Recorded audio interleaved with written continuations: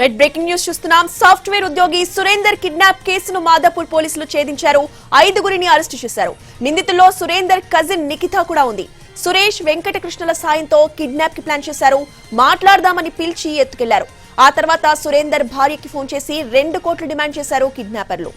Software ఉద్యోగి Surender kidnap కేసును మాధాపూర్ పోలీసులు ఛేదించారు. 5గురిని అరెస్టు చేశారు. నిందితుల్లో సురేందర్ కజిన్ నిఖిత కూడా ఉంది. సురేష్ వెంకటకృష్ణల సహాయంతో కిడ్నాప్ కు ప్లాన్ చేశారు. మాట్లాడదామని పిలిచి ఎత్తుకెళ్లారు. ఆ తర్వాత సురేందర్ భార్యకి కాల్ చేసి 2 కోట్లు డిమాండ్ చేశారు కిడ్నాపర్లు. ఫిర్యాదు అదే, ఆమె ఇనీషియల్ గా ఆమెకు ఫిర్యాదు చేసి ఇంటెన్షన్ లేదు. బట్ డైల్ 100కి మనం అక్కడికి వెళ్ళినప్పుడు అక్కడ ఎవరైతే డైల్ 100 చేశారో వాళ్ళు ఈ నిఖితాన్ని చూపించారు. ఈమెతో ఉన్నటువంటి అతన్నే కిడ్నాప్ చేశారు, ఈమెకు ఇతని గురించి తెలిసే అవకాశం ఉందన్నప్పుడు మేము ఆమెను ప్రశ్నిస్తే ఇనీషియల్ గా అట్లాంటిది ఏం లేదు, బలవంతాన్ని ఏదో లాక్కుపోయారని చెప్పింది. But later she has to reveal everything.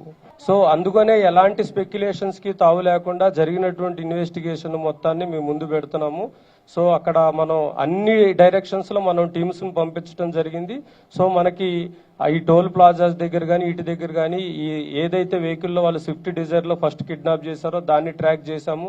ఆ తర్వాత ఆ వెహికల్ బ్రేక్ డౌన్ అవటం, మరలా ఈ నిఖిత వెంకటకృష్ణ కలిపి వాళ్ళకి విక్టిమ్ కి సంబంధించినటువంటి కార్ని తీసుకెళ్లి మరలా ఇచ్చారు. సో ఆ కారులో మరలా వాళ్ళు వెళ్తున్నప్పుడు అక్కడ ఫారెస్ట్ చెక్ పోస్ట్ దగ్గర వీళ్ళందరూ మాస్కులు వేసుకొని ఉంటాం.